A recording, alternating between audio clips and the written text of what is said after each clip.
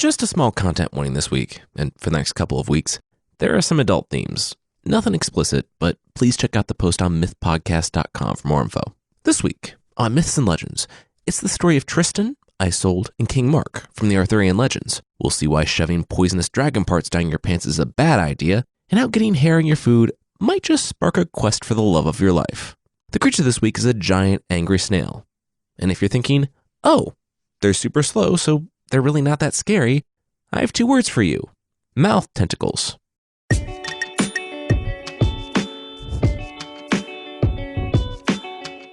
This is Myths and Legends, episode 135A, Matchmaker. This is a podcast where I tell stories from mythology and folklore. Some are incredibly popular stories you think you know, but with surprising origins. Others are stories that might be new to you, but are definitely worth a listen. Today's story is a super famous one from the Arthurian legends. If you haven't heard many or any of the previous King Arthur stories, that's okay. This story is set in the same time as the other stories we've told, and King Arthur, Gawain, and Yvain will all make cameo appearances later, but it's largely disconnected from the larger narrative. Today's story comes almost exclusively from a poet in 12th century France by the name of Betrayal. This is just about the earliest version of the story, though we might bring in more recent versions. More recent versions being ones written in the 1300s, as opposed to the 1100s, later on in the story. Basically, today we start our story in Cornwall, in southwest Britain, and we'll spend a lot of time in Tintagel, where King Mark, the king of Cornwall, has a big problem with an even bigger knight.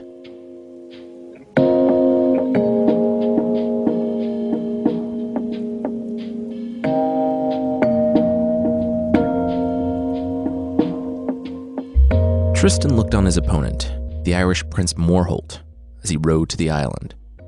Yeah, wow.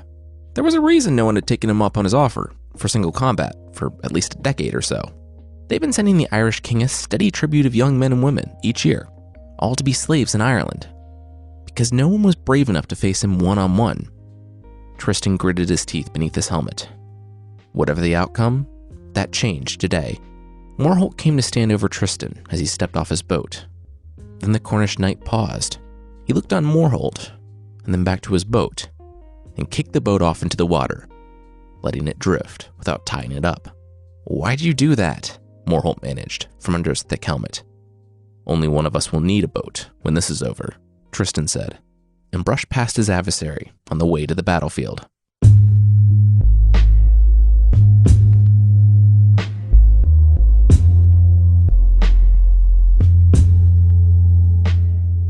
Tristan's name means tumult or outcry, and his story was a tragically common one.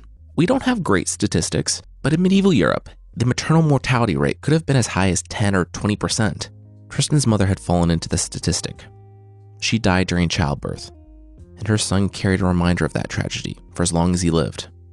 While Tristan's father, the King of Lyoness, was off fighting Arthur's wars, which was basically all the time now, Tristan studied under the care of his tutor, Governal. Soon, the young man grew bored. He was an only child, whose only real companion was his middle-aged tutor. So when he came of age, Tristan packed a bag, a sword, and gave Governal a choice. Come with him as he sought adventure in other lands, or stay back and be fired, maybe killed, for letting the king's son do something stupidly dangerous. Governal sighed, and, with a slump, went to find his toothbrush. 2 weeks later, Tristan and Governal emerged from the forest, and there, nestled among the cliffs, stood a castle. It was Tintagel.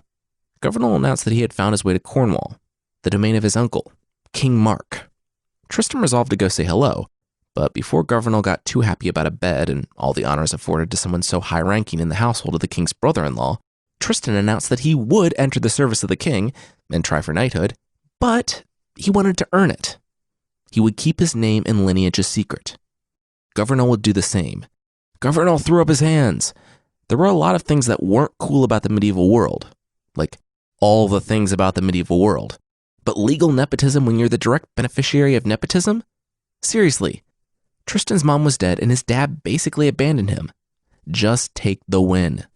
But Tristan refused and cued a montage starting with him walking into the dingy barracks and culminating with his kneel before King Mark at his knighting ceremony. On that day, Tristan, and pretty much everyone else, couldn't help but notice that King Mark was kind of down. Like Aegeus, he wasn't exactly thrilled about having to give up a handful of young men and women to some royal who had come from beyond the sea. You see, a few years back, the Irish had invaded and offered the nobles of Cornwall a deal: fight their champion or give some kids as slaves each year. Since it was easier to groan publicly about the injustice of the invaders than it was to step up and, fight the invaders, none of the nobles, nor King Mark himself, fought them, and yet all pretended like it was this super sad thing to give up children every year as slaves, despite agreeing to do exactly that for their own safety. It was on this day, years later, that Tristan was knighted by the still very publicly sad king. In fact, Tristan's ceremony was nearly interrupted by the messenger coming from the Irish royal, Morholt, who had just landed in the port of Tintagel. So confident in the cowardice of the nobles, Morholt had left the deal open. They could stop the tribute of young slaves at any time. They only needed to challenge him. Still, King Mark continued to avoid conflict, announcing instead that it was again time for the annual lottery. Tristan stood, stopping the king just before he put out the proclamation. He thought these were the Arthurian legends, where brave and chivalrous knights stood up for the common person against the evils of the world. King Mark looked this fresh knight up and down and laughed. Then the nobles laughed, and when the courtiers saw the king and the nobles laughing, they, too, laughed. Wiping his eyes, the king nodded. That was a good one. All right, let's decide which kids are going to die so we can keep being scared. Tristan raised his hand. He would fight Morholt. Slowly, all the smiles in the room faded, until the messenger from Morholt chimed in just before the king spoke again. The brave knight was indeed brave, but Morholt refused to fight someone of lesser birth than him. Tristan rubbed his face and nodded. Well, plot twist, Morholt was a prince, right? So was Tristan. He was the son of the king of Lyoness, and a prince himself. King Mark was about to question the young man when Governal emerged from the crowd, announcing that he was one of the king of Lyoness's own advisors and the tutor for young Tristan. He gave a small wave, affirming that, yes, this was Tristan, and no, he did not approve of any of this, and stepped back into the crowd. King Mark turned back to the young knight, but he was already making an agreement with a messenger from Morholt. They would fight at dawn in 1 week's time. And, in 1 week's time, we arrived at the scene at the top of the episode. Tristan was rowing up to the island. He kicked the boat away and delivered his fairly epic-sounding observation, despite nearly shaking with fear. They would need only one boat after this fight. Tristan had been preparing for this encounter every day for the entire week. He thought about it every way it could go, and taking advice from the best in Cornwall about how to battle this man. He was young and strong, and, true, he had never really been in a fight, but there was still hope. Morholt, however, was the complete opposite. He killed more men than he could count. And that wasn't just because he skipped his math lessons to learn more about chopping guys in half. 10 years ago, when he started all this business harassing kings on the western coast of Great Britain, he never imagined himself losing a challenge, much less hemorrhaging blood from his head after a single hit from his opponent, someone who was just barely a man. Tristan had been lucky, hitting Morholt so hard in the head that the sword sliced straight through Morholt's helmet, lodging a piece of the blade in his skull. It turned out that Tristan was wrong. They would need more than one boat. Seeing that Morholt didn't have much time, Tristan, the unlikely victor, granted him mercy to die in peace. That is, as peaceful as shrieking through tears as you slowly bleed to death from the face could be. Morholt's attendants rushed him away, and Tristan was left there gripping his side. It was a wound, but it was his only wound from a fight that his family had feared for years. When at last his uncle's men arrived with a boat of their own, young Tristan returned to a week-long celebration. Their nightmare was over. Tristan had won.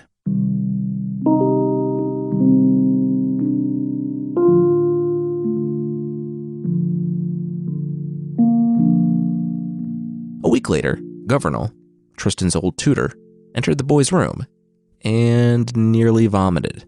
The team was still asleep, but wow, the room stank. He rushed to throw open the window to bring in some air, and Governal saw it. The blood and pus staining the boy's sheets. Something was wrong. Later that day, Tristan awoke in the infirmary. The doctor nearby wouldn't meet his eye. Neither would the king. It was Governal who finally told him. It was poison. Morholt evidently had a poison-tipped spear. when he made it through Tristan's armor and grazed his side, that would be enough to kill anyone. He had hours or days, but it was certain the young man was going to die. Tristan looked down at the growing rot on his side, at the gray skin oozing blood and pus. They were right. He took a painful breath and asked for some time alone. Everyone but Governal happily agreed to exit the awful-smelling room, but with a little persuasion, Governal also left. He would be back in an hour to check on the young man. But when Governal returned, Tristan was gone.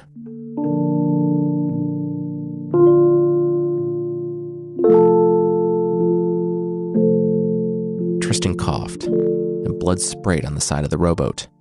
He rested against the side and prayed, watching tentacles shrink on the horizon. He prayed again and again, pleading that God would guide him to a place where he would be healed. The prince sighed as he curled up in a boat without sails or oars, gripping a harp that he had brought along. If God chose not to cure him, at least he wouldn't linger, holding on to a life he knew was doomed. The Cornish healers couldn't help him. They had told him as much. But maybe there was some place that could. It wasn't much later that the young prince began to think that perhaps he made a huge mistake. He'd fallen asleep in the boat and came to just as the boat scraped the sands of Ireland. Unable to sit up, Tristan stayed there, beached on the shoreline, plucking his harp.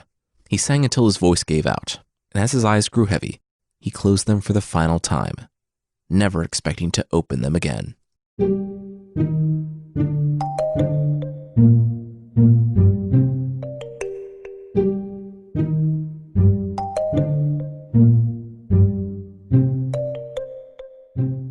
And so Tristan died. A little less than halfway through the first episode in a 3-part series. The end. No, I'm just kidding. He lives. Spoiler alert, I guess.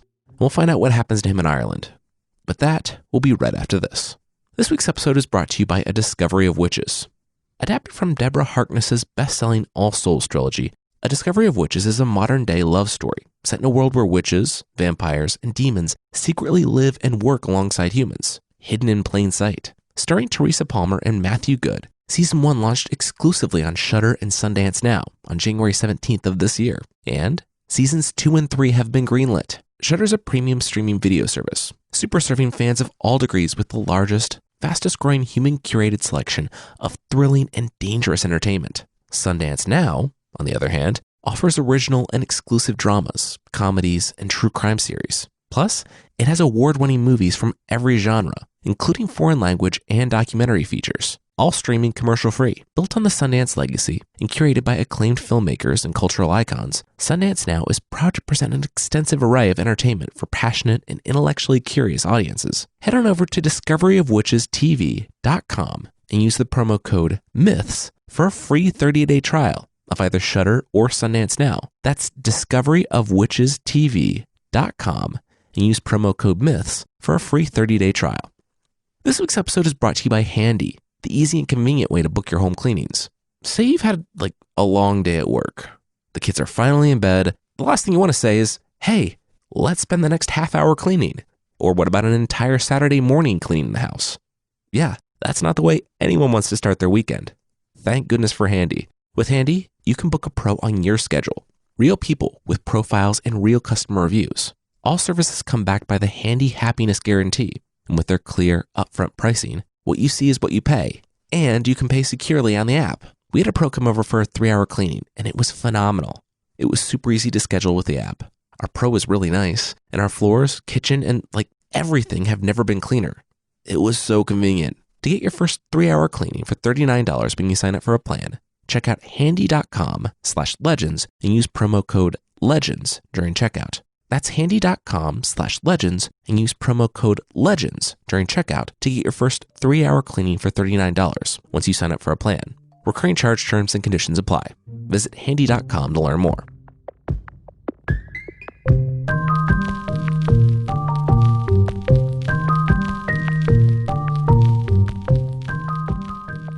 But they did open again. He was dead, he was sure of it, because there, looking straight into his eyes, was the face of an angel. A beautiful young girl hovered nearby, staring him in the face. From her lips came a soft sound that said, "Don't move, you idiot. What are you doing?" Instinctively, Tristan immediately tried to sit up and look around the room. It was painful, and he really shouldn't have. But in doing so, he realized that he wasn't in heaven. He was... Oh no. Tristan was in Ireland, and the Irish king barreled across the room and was now standing over him. In sweet tones, the king asked the young woman to please leave him with the patient. The king took his seat next to Tristan. It was then that the young prince realized that it was easier to breathe and talk than when he had passed out in his boat. If Tristan's estimation was correct, and it was, then they were in Morholt's kingdom. And this was the king. This was Morholt's brother. "Tantris," Tristan introduced himself. "Yeah, he was a minstrel from a merchant ship attacked by pirates." "I know, right? Pirates, like, geez, get it together, King Arthur. Get those pirates off your coast." The king laughed and patted Tristan on his good shoulder. He was happy to help a traveler in need.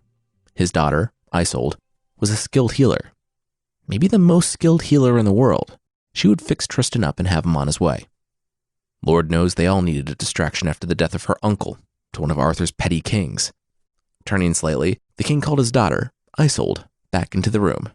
For the next week, Tristan stayed in the infirmary. The whole time, Isolde wouldn't meet his gaze.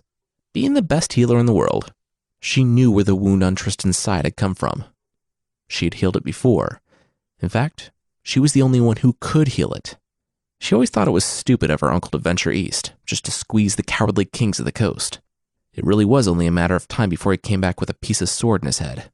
It was no secret that Isolde wasn't like her mother, who had the embalmer pry that bit of sword out of Morholt's head as a keepsake to remember him by. Isolde didn't mourn her uncle, and she wouldn't get in the middle of whatever was going on here. The sooner this guy was out of her infirmary, the better. And so, after a week's time when he was good enough to sail, Tristan, not really wanting to push his luck lying helpless in the kingdom of the man he had just killed, limped to the ship on some pretense about needing to cross the sea to the company that had hired him. The host king paid his way on a merchant ship, and Tristan left the following morning, arriving home with news that he had been miraculously healed by God. With mouths agape, King Mark and Governal, and really just those two guys, rejoiced. You see, King Mark was in his late 30s, and even though he was king, he had neither married nor fathered children. His 20s had been consumed by keeping the throne during the wars, and after Arthur rose to the position of High King, more wars followed. Love, and more specifically, women, were never really that important to him. Despite begging on behalf of the nobles that if he died with no heirs, ruling over the most important port of southwest Britain presented a massive power vacuum, King Mark resisted their pleading and clumsy matchmaking. They were in a time of peace. Come on, he argued. Then, Tristan came along. Cornwall and Tintagel was many times the size of Tristan's father's kingdom, and King Mark knew he only had to ask, and Tristan would be his heir. The attractive young man could carry the kingdom into the future, and King Mark's anxiety over marriage could finally be put to rest. Then, Tristan had died, or so everyone believed when he escaped from his bedroom, a trail of blood leading to the boat dock. Like clockwork, the three barons started in with their demands once again, that the king fulfill his duty to his station and his people, and marry. That's when King Mark saw the hair, and no, not heir, hair. One long, golden hair drifted down before his eyes as he walked outside to a chorus of barons and other nobles, suggesting various beautiful young women. He snatched the hair from the air in front of him and looked up to see a swallow flying off beyond the courtyard. The bird had obviously carried a single hair in his beak, or used it in conjunction with another swallow to carry a coconut, and King Mark shook his head. He wouldn't marry any of the women the noble suggested. This would be his wife. The barons looked to one another and then back to Mark. The hair would be his wife? King Mark groaned. No, the woman previously attached to the hair. It was beautiful and strong. The barons stopped in their tracks. That was impossible. The king knew that, right? Like, to find the owner of one hair in the entire world? Grinning, the king gently placed the hair in his pocket and shrugged. It was obviously a signal from God, so there would be a reward to whoever brought King Mark the woman that possessed this hair.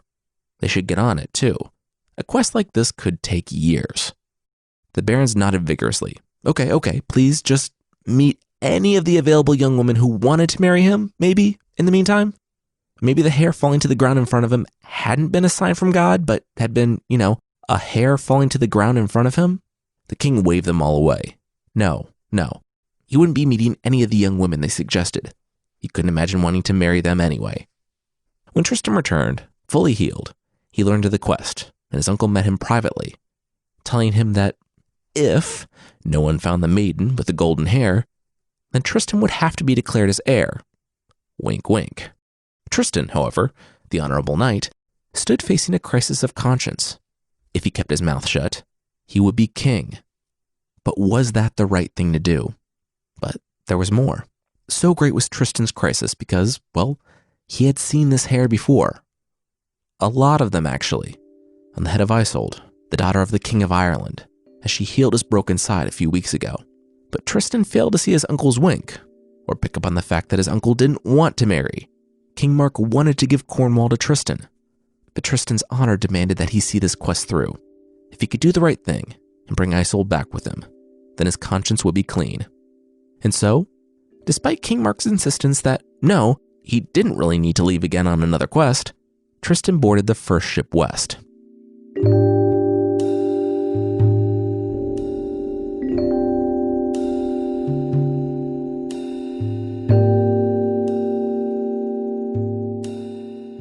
It turned out, the small kingdom in Ireland was having a rough month. First, they lost their champion and prince, Morholt, to some kid across the sea. Then, there had been the dragon. The dragon appeared a week or so after Tantris, aka Tristan, left, and, because dragons were shockingly uncreative, it just ravaged the countryside, spewing poison everywhere, blah blah blah. When Tristan reached the shoreline, he couldn't believe his eyes. The ship had clearly been blown off course, and they'd arrived at a northern port. But that wasn't the surprise. All along the coast, the village's former inhabitants littered the shore, the streets, the fields. All were poisoned. All were dead. Knight Code deemed slaying dragons above playing matchmaker for his uncle. And Tristan was ready. Lowering his helmet, the young prince asked his servants to ready his horse, and he went to work.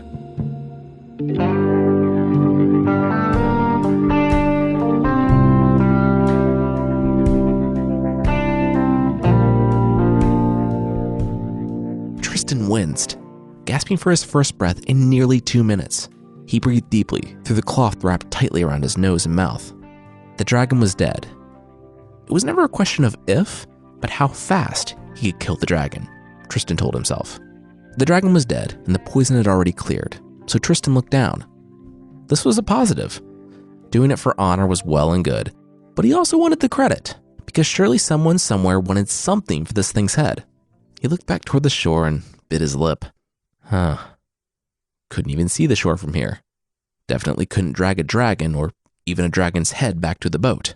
He snapped his fingers. He knew what to do. He took his sword, pried open the dragon's mouth, and, holding the forked tongue aloft, hacked at the base of it until it came free. It was massive, nearly the size of his calf, and this way, he would be able to prove that he was here first, should someone run off with the head while he was getting his men. He looked at his horse, barely outfitted with anything since he had taken off so quickly. He didn't want to hold the slimy, green, bloody thing that was nearly as big as his calf all the way back to the boat. What to do? He snapped his fingers again and started removing the armor of his leg. The thing was the size of his calf, so he'd just shove it into his stockings, or his pants. So if you're thinking of shoving a severed poisonous dragon's tongue down your pants, don't, because while that might not be attached to a dragon, it was still very potent. Tristan realized his mistake as the darkness began to creep in from the edges of his vision. Before he had the presence of mind to get that tongue out of his pants, it was too late. He passed out in the bush next to the dragon. A few hours later, in that same spot, the Irish King's seneschal, or his right-hand man, was riding along by himself. He was wary. He was kind of always wary, because he was smart. He was smart enough to know that, traveling through the countryside in early medieval Ireland, you were liable to run into bandits, highwaymen, two nations fighting over bull ownership, or, the most terrifying at the moment, dragons. There was a dragon on the loose, who arrived mere weeks after the only man who could have killed it, Morholt, came back dead from Britain. The king, really not thrilled about the dragon ravaging his villages, had played the only chip he had, marriage to his daughter for anyone who killed the dragon. Now, the seneschal might be one of the smartest men in the kingdom, but that didn't also mean he couldn't be creepy. He had known Isolde, the princess, since she was a baby, so Of course, he lusted after her and wanted to marry her, despite being like 3 times her age. When he saw the dragon collapsed on the road, he shrieked and started to turn the horse around, but then he noticed that the dragon wasn't moving. At first, he thought it was sleeping, but then he noticed that it wasn't even breathing. He urged his horse over to the beast, noting the dry blood around its chest and mouth, as well as the dead knight lying in the bushes. The seneschal walked over and nudged the unconscious Tristan with his boot. Yep, he was dead. Well, better not let this thing go to waste. It took nearly 2 hours of sawing with Tristan's sword, but he finally cut off the beast's head, and after a quick ride to the nearby destroyed village, he found some rope to lash the head on his horse. He replaced the sword, thanked the brave knight, and rode for home. When he arrived there, the king couldn't believe it. The court couldn't believe it, and Isolde didn't want to believe it. Ever since she had reached a certain age, the seneschal had become very attentive. He was a coward, of course, and if she ever called him on his glances, he would run away flustered. But if she was married to him, her life would be his. She couldn't have that. With smiles, she sidled up next to her husband-to-be, asking details of the battle that the brave man fought. They were sparse, but she was able to piece together the location from what he provided. She smiled at her husband-to-be, excused herself, and moments later she was riding out with her attendants to find the corpse of the dragon. When they arrived, they found the headless dragon and the confirmation of Isolde's suspicions about Tantris, the minstrel she spent a week healing. He was laying in a bush, armor covered in blood and poison, and he was still breathing, slightly. He was still alive. Several of the women threw him over his horse, which was tied up a short distance away, and led him back to the castle.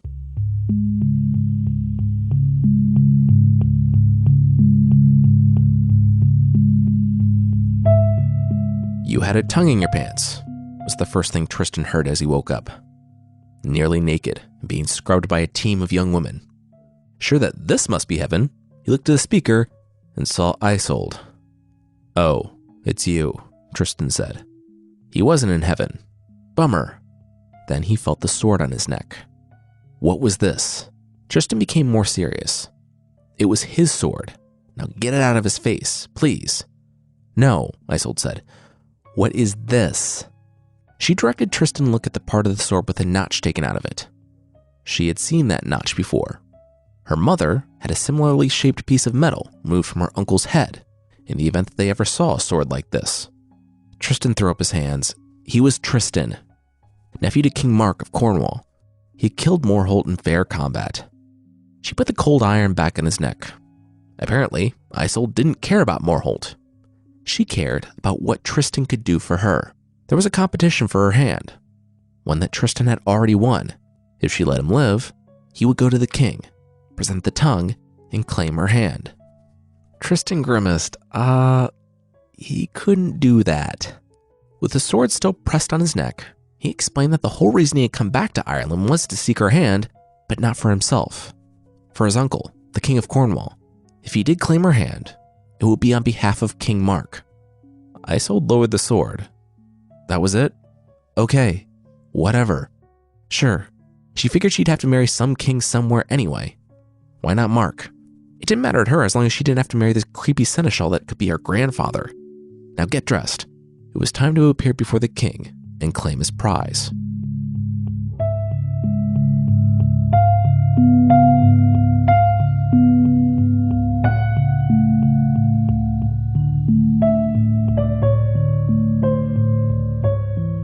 Waves danced.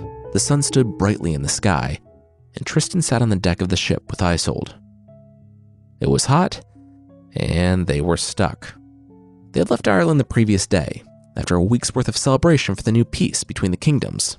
Tristan revealed that he was not only the slayer of the dragon, but King Mark's nephew, and Tristan had been sent on a quest from God for Isolde's hand in marriage. The king saw an opportunity to unite his kingdom with the one that controlled the most powerful port across the sea, smoothing over years of hostility, and he immediately agreed to the union. The queen, however, was a bit more reserved. The marriage was happening. She couldn't do anything about that, but Isolde's mother feared for her daughter. Morholt had killed and kidnapped people from the Cornish kingdoms for years.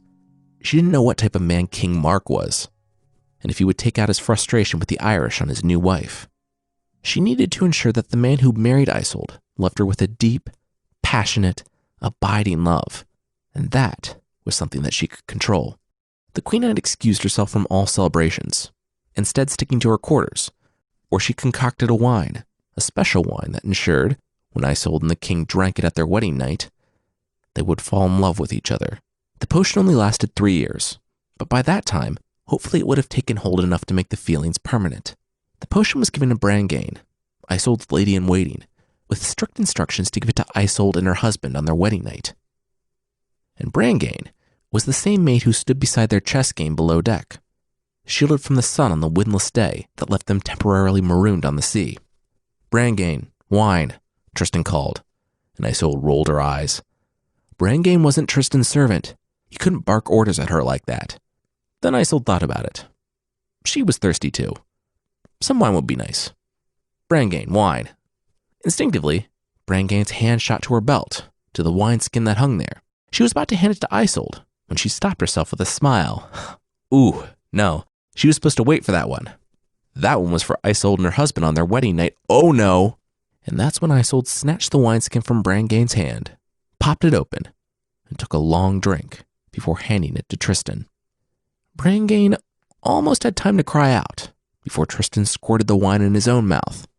Shaking, Brangane reached for the wineskin as Tristan remarked that it was good. Really good. Where did it come from? He looked over to meet Isolde's eyes, staring at him. The effects of the potion were coming into full force for him, too, and his pulse quickened. Neither said a word. They didn't need to. Both felt it, the magnetic attraction, and both knew.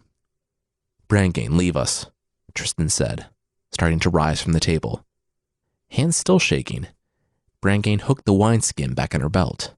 Sheepishly, she objected, saying that her mistress, Princess Isolde, said that she didn't take orders from "Brangane, leave us," Isolde repeated, not looking at her lady-in-waiting, an oldest friend.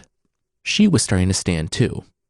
A tear began to fall from Brangane's eyes as she took a couple of steps back into the hallway. She knew she had messed up and pleaded for Isolde to come with her. It would be unseemly for the princess to be alone with...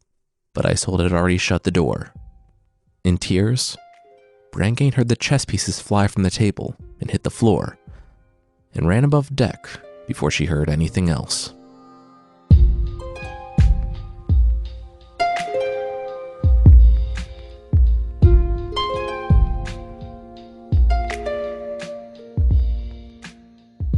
Several hours later, the pair emerged disheveled and found Brangane standing at the top of the stairs. Tristan smiled awkwardly and smoothed out his hair. Wow, those were some fun games of chess. He never thought he could play so many games of chess in one day, but apparently they could. Brangane turned to look at Isolde, giving her an accusing glance that said she knew what was going on behind that door. But Isolde was unfazed. She knew that Brangane knew, and she didn't care. She was in love. Brangane sighed heavily before announcing what she was coming downstairs to announce. The wind had picked up after she left the room, and they were nearing Tintagel. Further, King Mark's barons had received a message from the Irish king, and they made preparations. Isolde was to marry King Mark, Tristan's uncle, in the morning. Isolde, dropping all pretense, grabbed Tristan's hand. She knew she had said she didn't care who she married, but now she did. She didn't want anyone else but Tristan. Tristan took her face in his hands and promised her that, no matter what happened, they would be together. She would have to get married, but they would have to find a way around the wedding night, because after what just happened, it would be obvious she wasn't a virgin. And then she could be killed. Isolde nodded, and then she had an idea. She turned to Brangane. Tomorrow night, the lady-in-waiting would need to do something for her.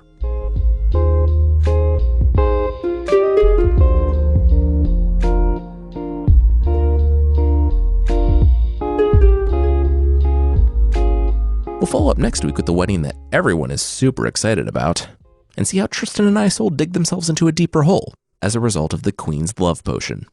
I want to say thanks to Clover Breeze, Wicked Emu, Dreamcore, Spooner Girl, Rufoy, Braille Book Lover, Shubuzunis, Cisco Z, Tyrant Cross, Legend Thief, Zanka26, Tour Pants, and Clownfish94 for their reviews on Apple Podcasts.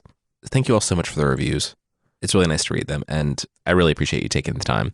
It still helps the show. And if you'd like to leave a review, Apple Podcasts is still the best place. And you can find the show there at apple.mythpodcast.com.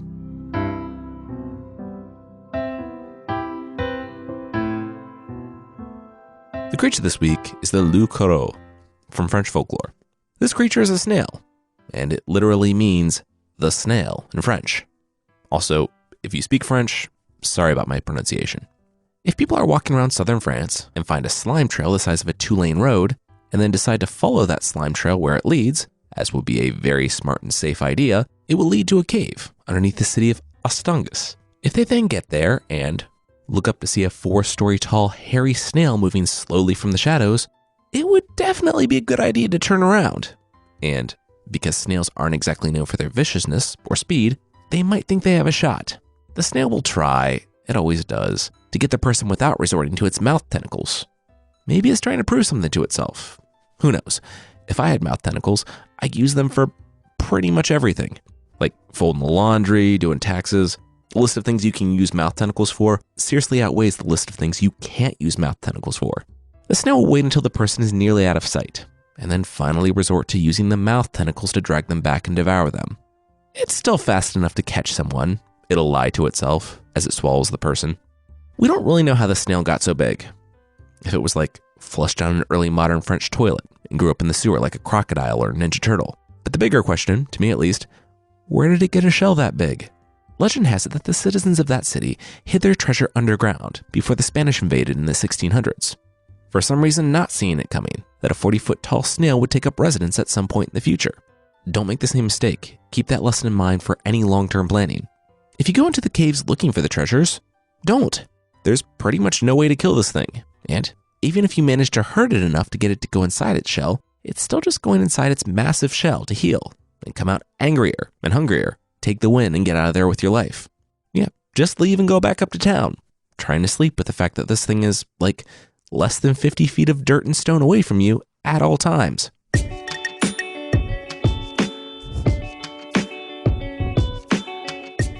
That's it for this week. Myths and Legends is by Jason and Carissa Weiser. Our theme song is by the band Broke for Free, and the Creature of the Week music is by Steve Combs. There are links to even more music in the show notes. Thank you so much for listening, and I'll see you next time.